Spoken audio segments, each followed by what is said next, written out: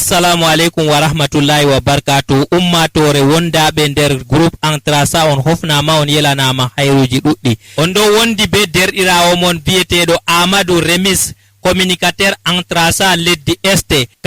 Kadi bana no min vidino heesi Kenya alhamisa jeetati lewru jeegoyapru hitande ujune ɗiɗi be nogas e tati kadi maɓɓititteno bureau chef d'antenne régional este Dr Aliou Dimbayara chef d'antenne régional este kadi ɓe maɓɓiti bureau mako heesi Kenya alhamisa kadi ɗum waɗama yelwataji feere himɓe yalɗiri ha ton moftorde may waɗi dow hayru kadi timmiri bo dow hayru ummatore yalɗiri feere ɓe wari ngam soggugo kuuɗe Entrasa yarugo kuuɗe yeeso may kadi ɓe souteni chef d'antenne régional este Dr Aliou Dimbayara oɗo yetta ummatore be dede wallinde be yalɗirgo ha maɓɓitigo bureau chef d'antenne régional este kadi ɗo tawe ha en face complexe sportif de Tigaza ɗo ɓarotiri be hôtel de Paris kadi ummatore leddi este marɓe haaje enregistrugo hoore maɓɓe ha association nationale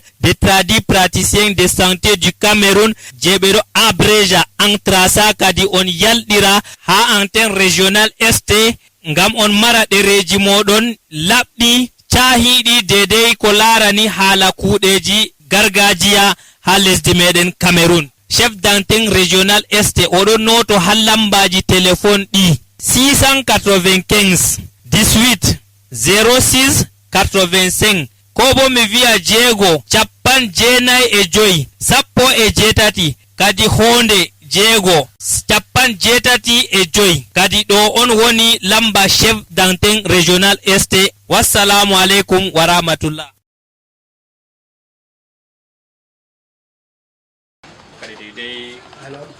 Kawtal ngal Allah hawten haɗo en fuu meɗen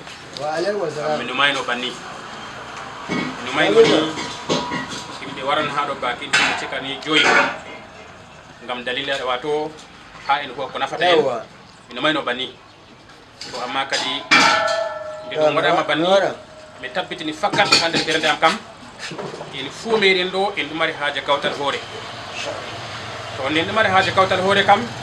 nayi déjà Allah holli amin banni kam ɓura banni kan a wala seyde Allah yarɗum yeeso yeeso tan to hande de dey invitation de mi invite en haɗo yimɓe feere andi e yimɓe feere bo anda ko waɗi bo ha nder ɓesde meɗen ɗo en fuu men haɗo ɗo en ñawdoɓe mi tamini haɗo kam ko joɗa ɗo en fuu mani ñawdoɓe en wiyatam to ñawdowo kam ko jooɗi fuu Allah de yiɗi ñawdowo to ngam ñawdowo ɗo ɗum jam ɓiɓɓe adama on o jogi donc ɓawa Allah tinol ɓan daraja modiɓɓe o tokkitini ñawdoɓe on ngam ñawdowo kam ko daaɓi adamajo wara hoosa ceede 1 million o hokka ñawdowo to ni wakkati to o hefti jamu mako ɗo olara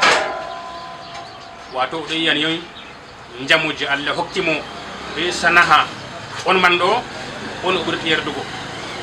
donc o man ɗo in fu men ɗo ça veut dire que ɗon in gerdaɓe ha Allah sini ɗo to Allah ɓesdu yerdugo en to ɗume gotel hande leddi miɗen leddi bertois ha mi hawti en haɗo ɗo fuu alhamdulillahi na wiigo ɓuri on duuɓi na ɓuri on andal na ɓuri on dabare na ɓuri on ɓe koɗume innama kala ko waɗi meɗo umma daga Allah siniɗo on tan to wonde hunde wonde umma daga Allah siniɗo bo na wala mo foti salugo ɗum to ha nde leddi meɗen ɗo Allah siniɗo waɗi bana jotta ha mi wiyata on ɗo min on wiyete délégué régional des tradis praticiens de santé abrégé Entrasa ha nde leddi meɗen bertois to e nder man bo laarni en fuu je kala ko larni oɗo o tradi praticien oɗo o wanjam oɗo o malam in fuu meɗen ɗo kugal man ɗo laare en jooɗi haɗo ɗo to haɗo bo alhamdulillahi mi laari en pat yeɓira tati man ko wolwa man ɗo mi tawi haɗo pat wangi alhamdulillahi min getti Allah donc kugal ngal en huwata ɗo ase en ɗo huwa ɗum be aadilaku en wala hugo ɗum kugal man ɗo wato man do wala so ndi adalaku ngam bi adama to do gal mako do regle do banni on a heftata sifa ko gal man woni di jotta be artini am do ko larni mallumen be wanjam be be gargajiya ngam kambe on woni himbe je Allah yerdi be do joga jam be adama mi do ka example ha do hora min tawni nam do yawde himbe ha mi wara wuro do mi tawi himbe jurjo do yawda ha wuro do dudum machine te be limtan goddo der yawdobe kama min kabili mata kan do mi yawdobe himbe mafu amma hande nda lokkiyam do daraja je do man do yettirde Allah tini do dole sey min jokka jungo didi on ko on walla am be jokkudu to Allah to arto o shubi bi adama do arti laari onon man do on fu man do on gidatam kanjum wadi bani amma to Allah tini do andi o hokkatam ardungal may inde on fu man do mo wolon on nanata o shuftan goto nder men do hokkatam ardungal may donc kala ko Allah hokki goddo fu o katamo ko worta mi sembe o hokkema o ketta kiloma o ketta sembe ma dede awan a huwa ngal do laddum se o hokkama to min bo diga hande ha yeso mon do ha yeso Allah sigi do d'abord ko gal ngal Allah hokkiyam do to Allah moyi Allah atu jamu meden be dal balle fu mi tamini ko gal man kam inshallah huwa dede no gomnato umri huwa do bani man bo to Allah moy huwata to gomnati wi ha dede ko birode mabbitama ha do ngam birode mabbiti ha do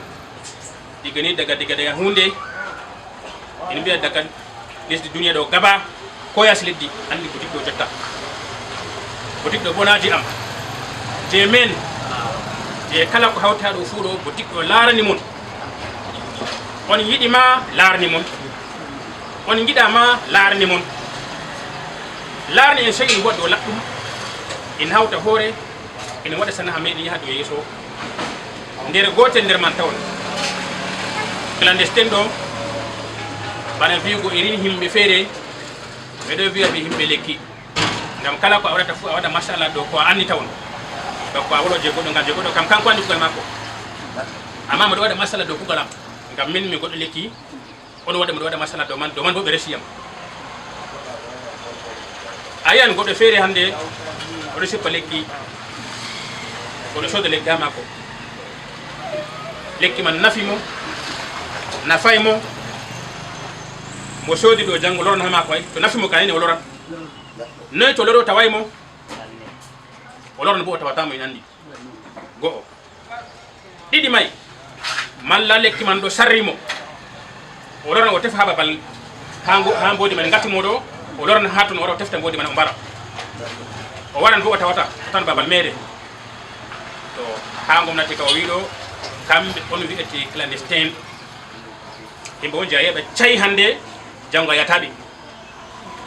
be do wara wonnana onon kugal onon jodibe man do bana minin ha nder woro jodi do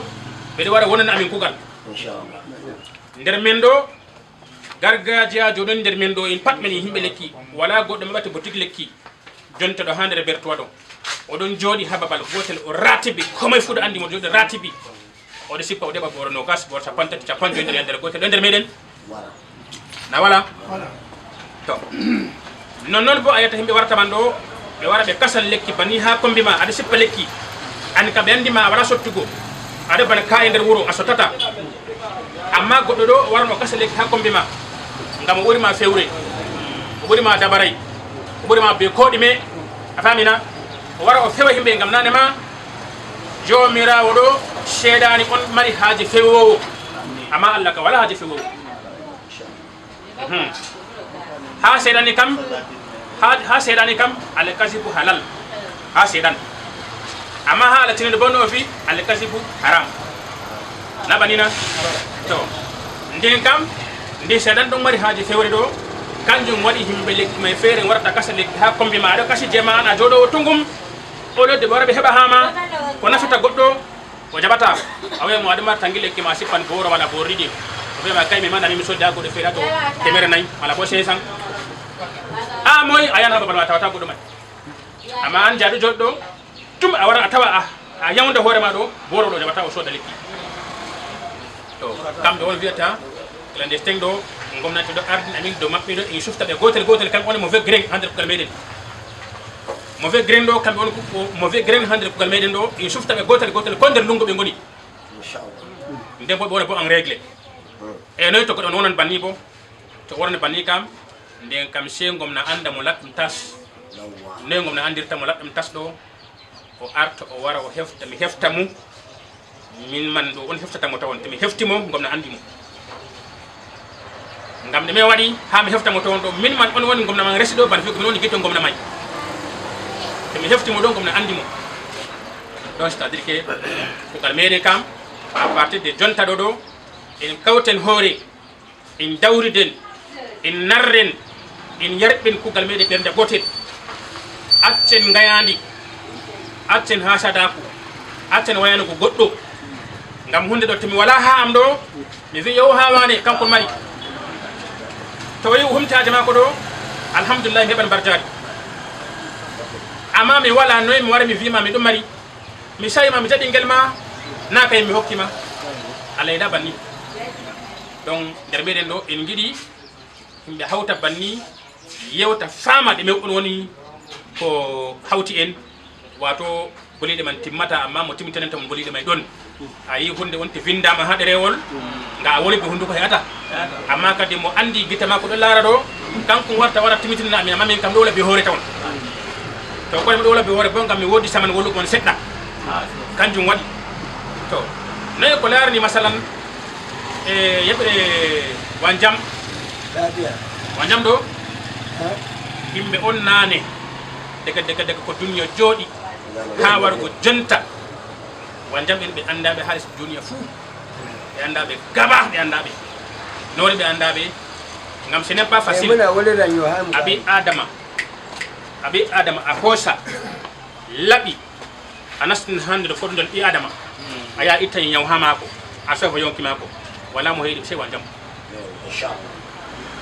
ɗo gomnati yerdiɓe ala kulli haal gomnati hoosi décision hoosi aniya moƴƴina kugal mon yaha yeeso ngam ɗime waɗi daga hande ha rana ɗa yaha ha ɓikkoye mon wartawa kugal je gomnati yiɗi on huudaɓe maɓɓe ɗo ngam dalla banni jonta oɗon joni ɗo wara huuguman jonta ɗo onon wanjamji min andi man ɗo ko on wari on wonde be amin jonta naaje mon amma ji ɓikkoye mon ngam ɗume wanjam julna zakari ɓi adama wala hunde feere to o hoosi lekki o waɗɗima ha ton ni tawa kala o wiyama yoritimmi yori man bo e noon haaleɓe tan a yahan tum a waɗa épanchement a yahan tum a waɗa épanchement a yahan tum a waɗa épanchement to jotti to ɓe wi amin ha gargajiya ɗo woodi waɗoɓe banni tawa kala ha ɓe tan gomnati ɓe wiyan wala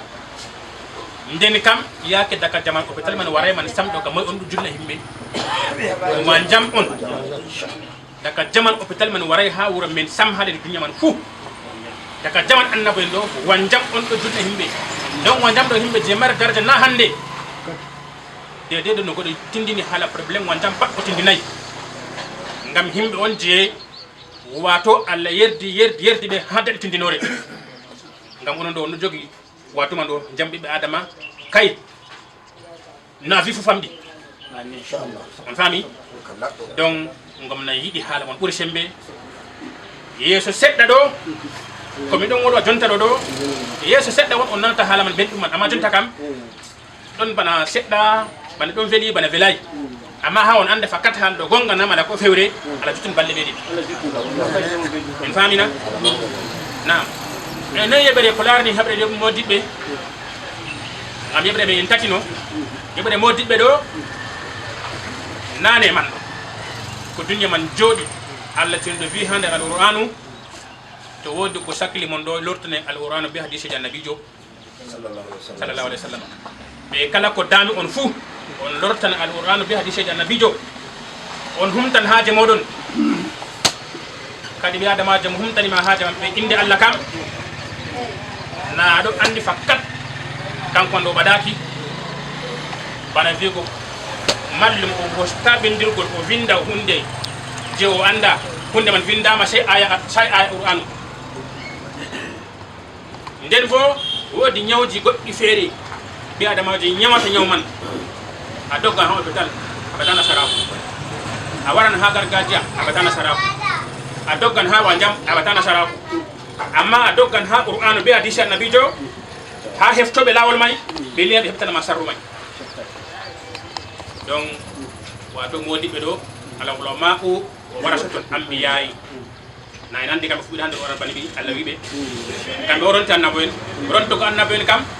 ya kinana kan annaboen kam wala nyaw guna nabe di yaw be di nyaw da wara mabbe mo do nyaw da taka mabbe may do modi be man kambe man nyawta bi aya qur'anu donc modibe bo be don wodi chaman wodi daraja may ngam dalla man wadi ngomnati don yerdi modibe bo der mabbe do modibe charlatan do don der mabbe nabe pa amma ndi sedan on buri gayogo ha bangudum kanyu wadi himbe di hefta modi ben man to fere en do ngam ko wadi be to regle sen to bu regle do dum aybe machine jotta gomnati dum mari haje masala hande leddi min hado o mari haje modi bojo wawata kugal laddum wodi haje mako il faut que vurtuna ko tamanna na vurtunta ko dum do ni vurtunta be ko dum do ay ndel be don go to amma tuta kam tanas nder quartier kam ayana atawan min ma me malam na temere na atawan haje mako humtina haje mako humtay dalile man wadi ngomnati mari haje mallum en do be himbe marbe daraja be marbe valeur mallum fu ko gal mako do régler o anda bodi me wono do huwa ngomna andi mo nde haaje umme fu ngomna tefan mo hebe baraka ko gal mako na bay ulati bo yo kaki nde bo ulata ko charlatan kade godo ndo nyawde be aya qur'anu nden o ya o andi bo hunde man pat nden ulata o charlatan kam na semti ngam der man wodi mallum en fere don ayana ha mako masala barre yan ha mallum fere o wiya o mari haaju kugal amma to o fuddani mo kugal balle goto didi tati ni o yeccan mo haali fere o wiya mo kay kugal ma do ayidi jabano to ayidi kugal ma do jaba do mi wodi lekki fere je sette modi haja karangam te mi hawri be ma do kugal ma do jaban nder malle man mi don to kambe onora salatan kambe min gidi min sufta be gotel taala sufti be bo sufta inshallah sufta be acca de la duwa to kadi dedei sedda haade de ko mi Allah fondiyam heba mi yewta en sedda ko Allah fondiyam do kadi do banni ko ko beste yeso bo amma kadi ko vindama ha derewol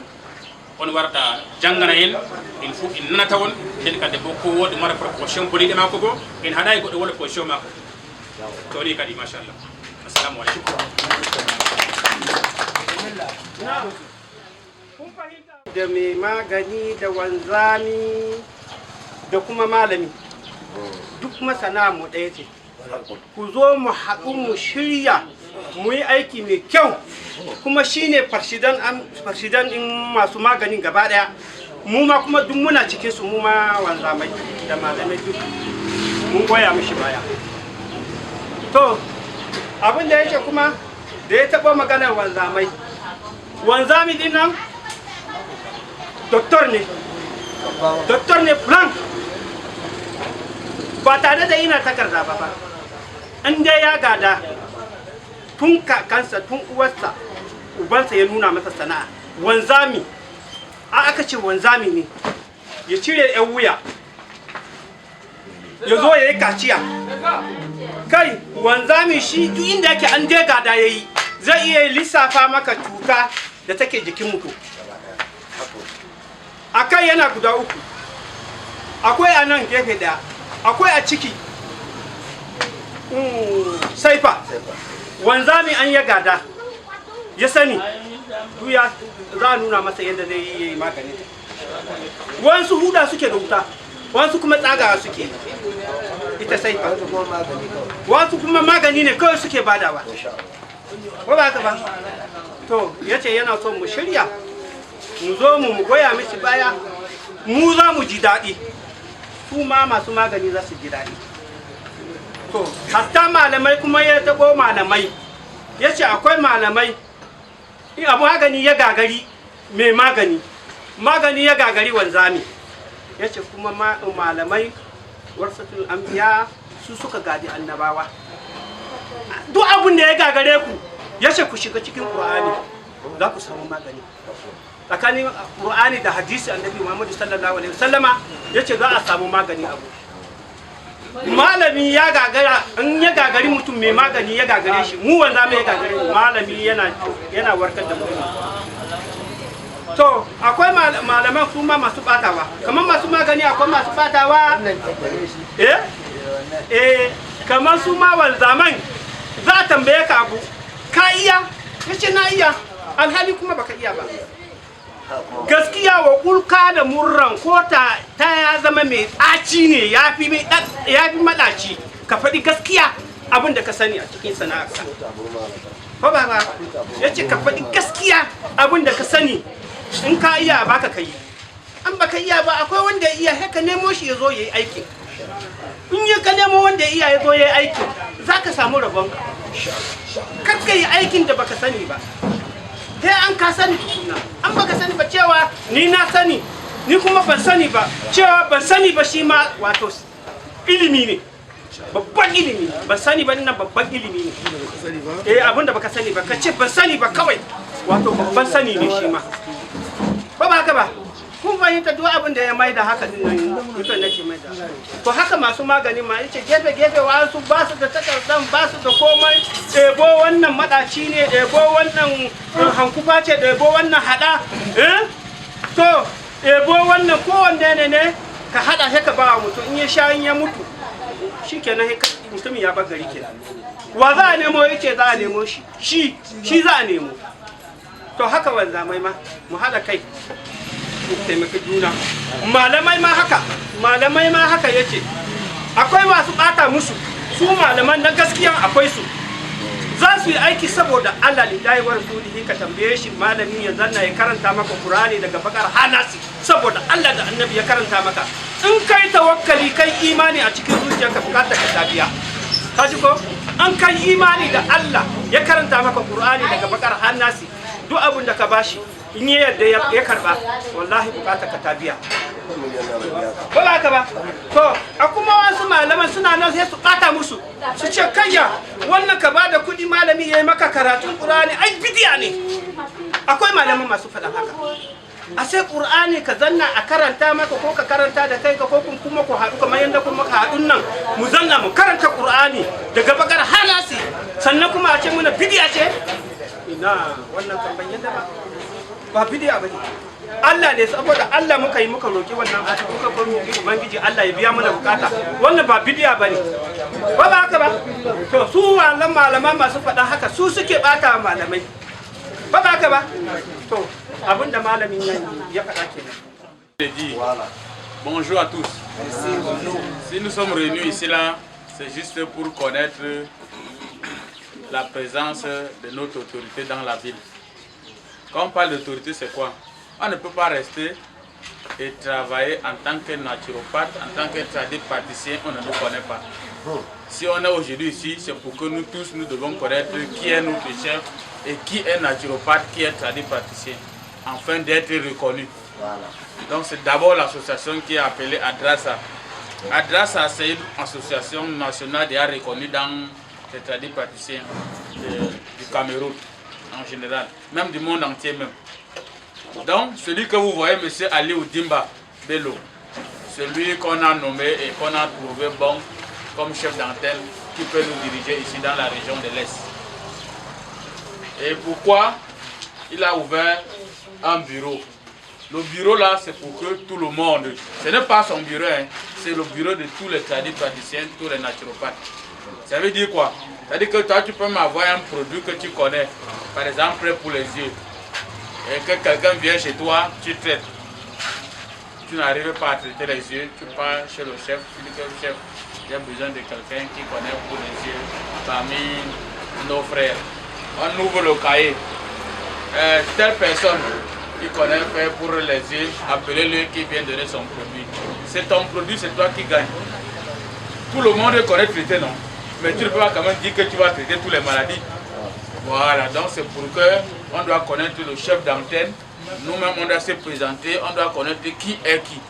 On ne veut pas les gens qu'aujourd'hui tu es tradit praticien, demain tu es déjà maçon, après demain tu es déjà médecin. Si tu es tradit praticien, tu es tradit praticien. Si tu soignes, tu es soignant. Voilà. Tu ne dois pas faire aujourd'hui tu es tradit praticien, demain tu es tel nom. Et en plus de deux, nous voulons que tout le monde doit être identifié selon son niveau de travail. N'est-ce pas? Quand on parle de niveau de travail, c'est que tu ne peux pas traiter tout. Maintenant, comme vous connaissez déjà le chef d'antenne, là où il est là, ça peut arriver, hein. Tu peux être en train de traiter quelqu'un meurt. Ça va se passer comment? On ne te connaît pas, la loi ne te connaît pas. Et si maintenant la famille décide de te suivre, tu vas aller en prison. Si la famille décide de te suivre, tu vas aller en prison parce que tu n'as ni aucun document, ni autorisation, mais tu as quelqu'un qui est mort devant toi. Tu vas faire comment? À partir d'ici maintenant, que tu es dans Adrasa, soit en train de traiter quelqu'un, si ça arrive que la personne meurt, c'est Dieu qui l'a pris, c'était son jour. On connaît que tu es reconnu pour ça et ça arrive que quelqu'un doit mourir. Ce n'est pas ça. Voilà, donc c'est un peu à peu près dans ce sens que nous voulons nous faire reconnaître et que tout le monde doit être associé. Parce que nous tous là, si c'est une personne, on dit qu'un fagot de bois.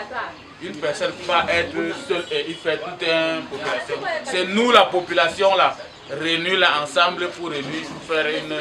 nation. Ce n'est pas ça. Donc réunissons-nous en tant que tous les docteurs, que nous avons nos dons. Chaque personne a son don, a son pouvoir. Donc nous voulons qu'on se réunisse, on s'assemble et que chacun fait ça,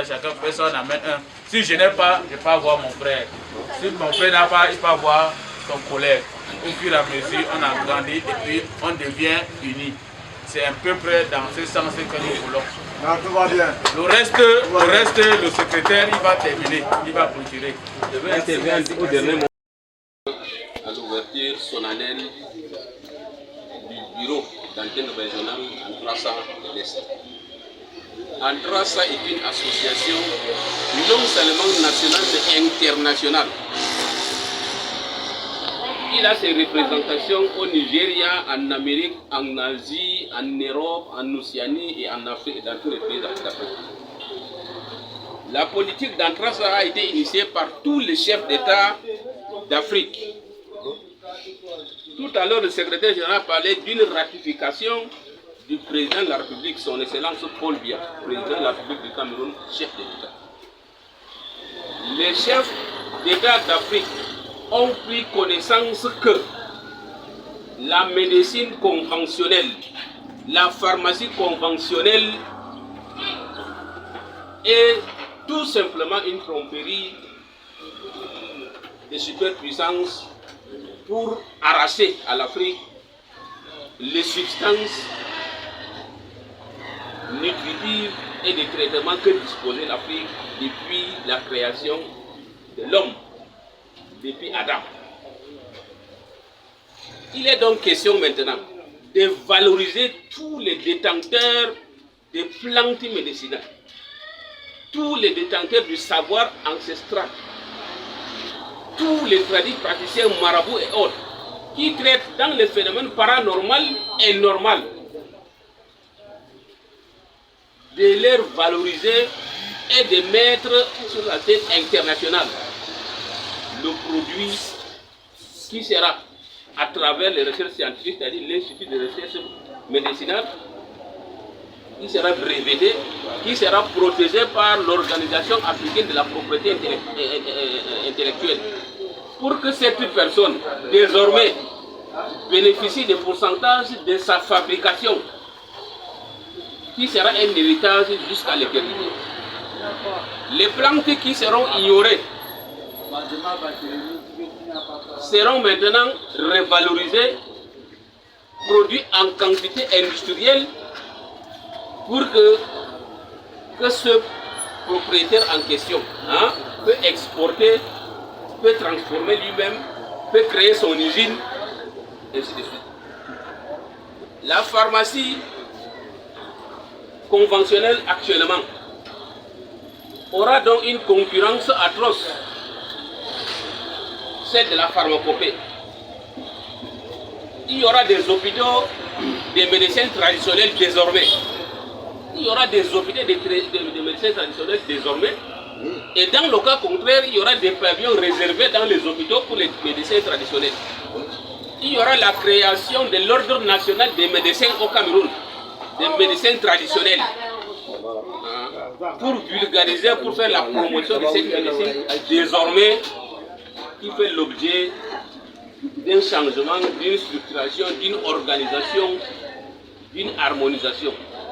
sur le plan national et sur le plan africain. Nous ne sommes pas venus empêcher à qui que ce soit d'opérer, mais nous sommes venus à travers une lutte, ce que dit le président, le charlatanisme. On doit enlever ça. La pratique clandestine doit être enlevée parce que c'est ça qui salit l'image,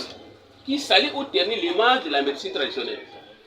Quelqu'un qui est opportuniste, c'est-à-dire qui sait qu'on traite avec le palmier, là, on traite telle maladie, il ne connaît pas la spécificité du traitement, il va venir dire qu'il traite, alors qu'il n'est pas traitable. Donc nous voulons indiquer tous ces phénomènes qui freinent le développement de la médecine traditionnelle. Et on n'a pas de... Nous ne sommes pas racistes. Tu es malien, tu es nigérien, tu es béninois, tu es sénégalais, tu es au Cameroun. Ce qui nous intéresse, c'est ton savoir. Merci. C'est ton savoir qui nous intéresse. Et ça ne nous intéresse pas pour nous-mêmes, c'est pour toi-même et pour le développement de l'humanité. Parce que tu peux définir un savoir qui peut traiter tout le monde alors que personne ne le sait. Merci beaucoup. Mais à partir du moment où ce savoir sera maintenant exposé à l'échelle internationale, hein, c'est les États-Unis, l'Amérique et l'Europe ou bien l'Asie qui vont faire la commande de ton produit pour les faire traiter. Donc voilà donc la mission principale d'Antrasa. Antrasa n'est pas une structure qui vient déranger les autres ou bien pour déraciner ceux qui étaient déjà là. Non. Antrasa vient donc harmoniser, organiser tous les médecins traditionnels au Cameroun, hein, à travers une seule voie, une seule force. Antrasa est membre du réseau parlementaire africain. Antrasa est aussi membre du réseau parlementaire camerounais. Voilà. Toutes les directions allouées au ministère de la Santé, au ministère de la Culture, il y a déjà ce qu'on appelle pôle. Antrasa est une association nationale des praticiens de santé. La créa mahadwala, le légaliser des régimes de travail au Cameroun, le pat, Antrasa on veille. Amma, le mari hajeni on lobe. Un problème Covid-19 au Warido, Haton Manon Colbia intervenu. Malum en e nasti ɓe waɗi lekki wala région je waɗa lekki je mum amma yakende ɓe yahi ha institut ji je plan médicinal ɓe testi leɗɗe man ɓe tawi substance ji leɗɗe man ɗo pat gotel amma lekki on feere feere ha ton o ratifie décret ganane fuɗonno amma ɓe ɗo ɓiɗɗi ha Addis Abeba nda décret présidentiel man ɗo o ratifie nda je o signi ɓawo ɗon man wari warti jotta kam himɓe je ɗon mari niveau ɗon nasta université ji ya waɗa teste lekki ɗon nasta école ji ya waɗa teste lekki yowwa bana minen ɗereji min jogi haɗo ɗo pat ɗo ɗereji man wari iga national ɓe yerɓi amin ha institut plan médicinal je haɗo min yehi min waɗi teste ji lekki mako je o mari ɓe itta e secondaire je tampinta ɓandu ɓe visani amin.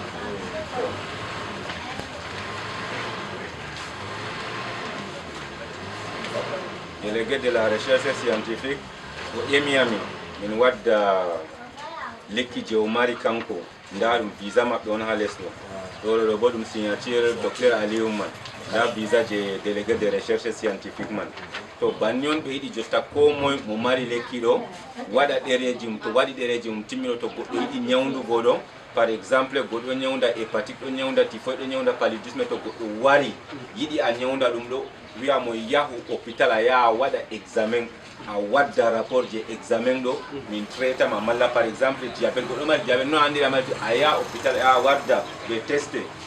résultat man ɗo goɗɗo traitama a yaha a laara jotta kam ha dedei noyi diabète man timmata à partir de là to a hokkimo ko paali ɗiɗi tati o lori a waɗi teste timmi a andi paali ma tati on ɗo waɗa amma ɗo ka pat je yahata seɗɗa seɗɗa on banni نعم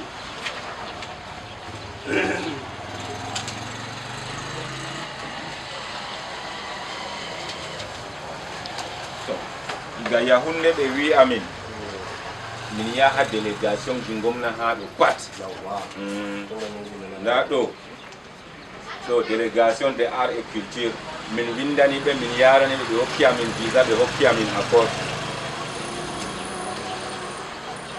ɗo ɗum statut de règlement intérieur ɗo hollina dede no en huwata ha nder kuugal men ha nder ɓe ha yaasi ɓe enen man no en présentirta enen man entré huwoɓe nda ɗo je ministre de la santé publique min windi min yaari ɗo décret de nomination des chefs d'antenne estema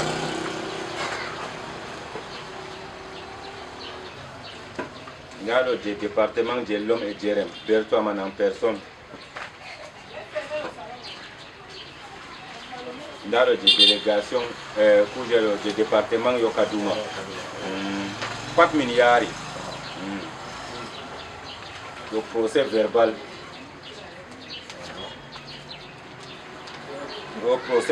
du bureau national, il me dit le constitue